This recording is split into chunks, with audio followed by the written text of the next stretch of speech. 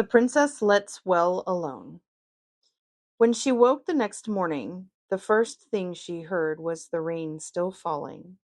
Indeed, this day was so like the last that it would have been difficult to tell where was the use of it. The first thing she thought of, however, was not the rain, but the lady in the tower. And the first question that occupied her thoughts was whether she should not ask the nurse to fulfill her promise this very morning, and go with her to find her grandmother as soon as she had had her breakfast.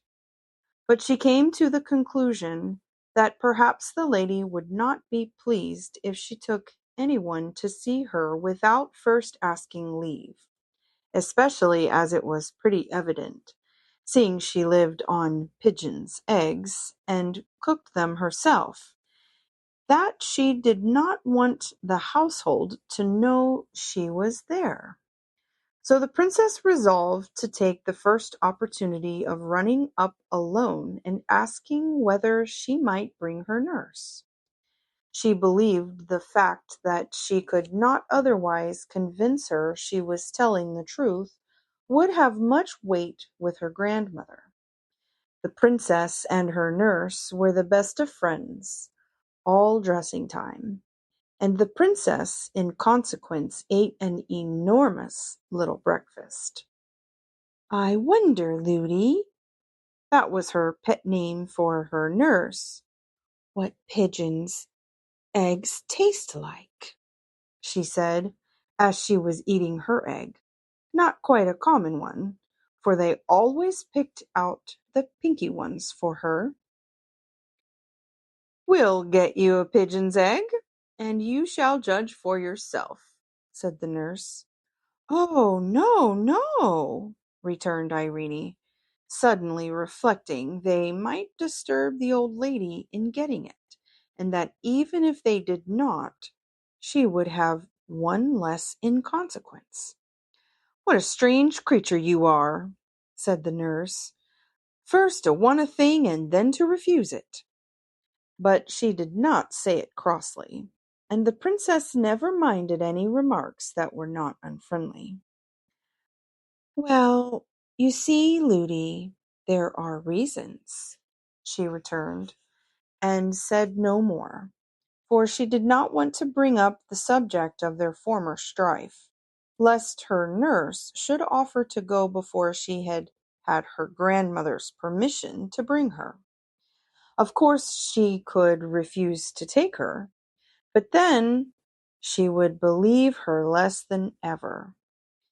Now the nurse, as she said herself afterwards, could not be every moment in the room, and as never before yesterday had the princess given her the smallest reason for anxiety, it had not yet come into her head to watch her more closely.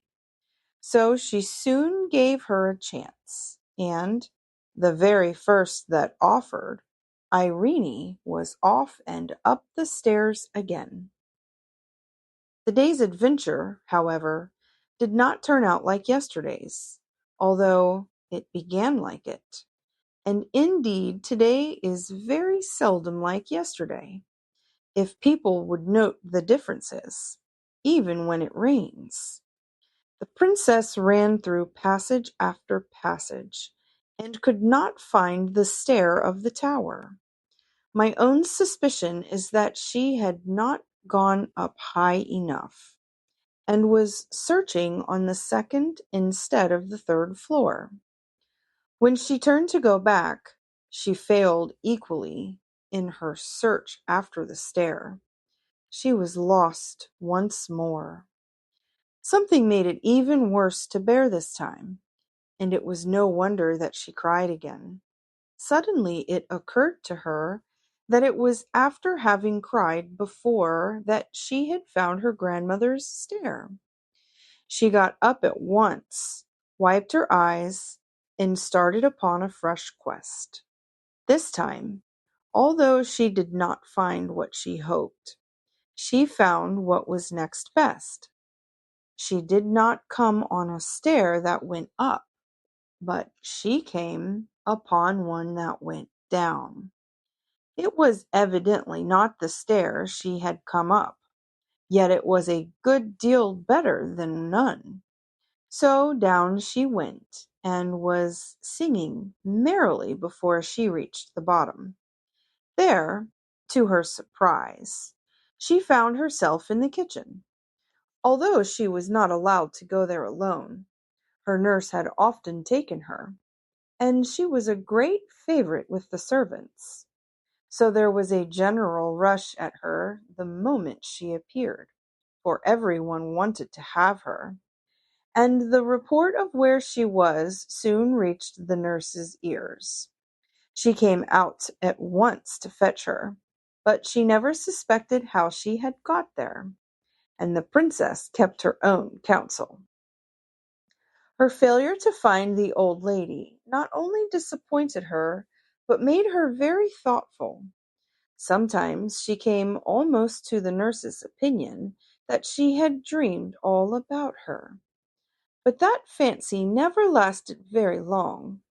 She wondered much whether she should ever see her again, and thought it very sad not to have been able to find her when she particularly wanted her. She resolved to say nothing more to her nurse on the subject, seeing it was so little in her power to prove her words.